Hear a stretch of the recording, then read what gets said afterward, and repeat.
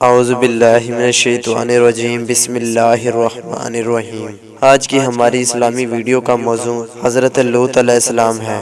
حضرت ابراہیم علیہ السلام کے زمانے میں ہی ایک دوسری بستی میں اللہ تعالیٰ نے حضرت لوط علیہ السلام کو اپنا پیغمبر بنا کر بھیجا۔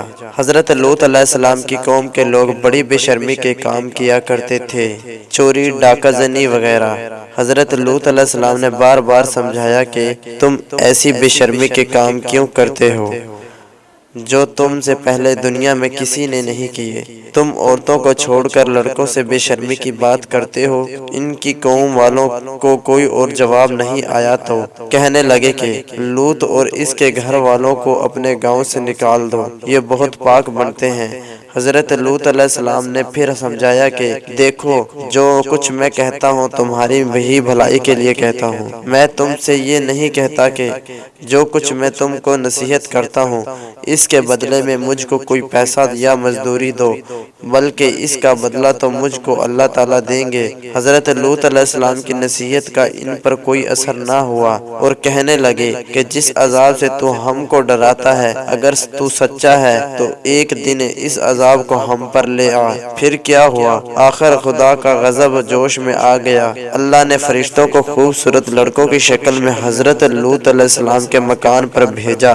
حضرت لوط علیہ السلام نے جب لڑکوں کو دیکھا تو بہت غمگین ہوئے کہ یہ لڑکے میرے پاس مہمان آئے ہیں اور میری قوم کے لوگ ان کو پریشان کریں گے۔ کہنے لگے آج کا دن میری مشکل کا دن ہے۔ حضرت لوط علیہ السلام کی قوم کے لوگوں نے خوبصورت لڑکوں کو ان کے گھر پر دیکھا تو دوڑتے ہوئے آئے، کیونکہ یہ لوگ پہلے ہی سے برے کام کرتے تھے۔ حضرت لوط علیہ السلام نے ان سے کہا کہ اے میری قوم، خدا سے ڈرو اور میرے مہمانوں کے بارے میں میری عزت خراب نہ کرو۔ تم میری لڑکیوں سے شادی کر لو، کیا تم میں سے کوئی بھی بھلا مانس نہیں ہے؟ وہ بولے کہ تم کو معلوم ہے کہ تمہاری بیٹیوں کی ہم کو ضرورت نہیں ہے، جو کچھ ہم چاہتے ہیں وہ تم کو معلوم ہے۔ حضرت لوط علیہ السلام نے کہا کہ کاش مجھ میں تمہارے مقابلہ کی طاقت ہوتی یا میں کسی مضبوط قلعہ کا ہوتا۔ فرشتے جو خوبصورت لڑکوں کی شکل میں آئے تھے، انہوں نے حضرت لوط علیہ السلام کو اتنا غمگین دیکھا تو کہا اے لوط علیہ السلام،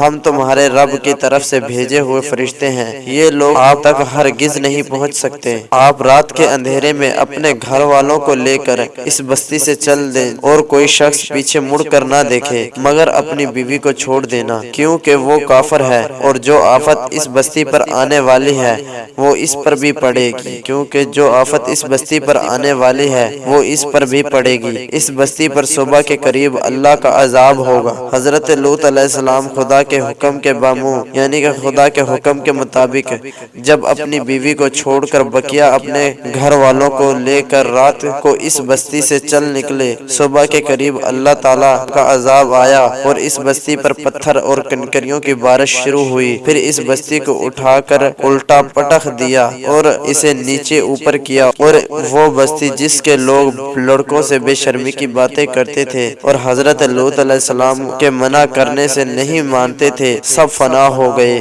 یہ تو تھی ان کی دنیا میں خرابی، اور دوزخ کا عذاب اللہ تعالیٰ کے ہاں جا کر ملے گا، وہ علیحدہ ہے۔ خدا تعالیٰ ہم سب کو ایسی بے شرمی کی باتوں سے محفوظ رکھے کہ جس کی وجہ سے اس قدر سخت عذاب ہو۔ خدا تعالیٰ ہم سب کو ایسی بے شرمی کی باتوں سے محفوظ رکھے جس کی وجہ سے اس قدر سخت عذاب آیا کہ زمین کو بلند کر کے الٹا پٹخ دیا گیا اور ان پر پتھروں کی اور کنکریوں کی آسمان سے بارش برسائی گئی۔ اللہ پاک ہم کو ایسے عذاب سے محفوظ رکھے، آمین ثم آمین۔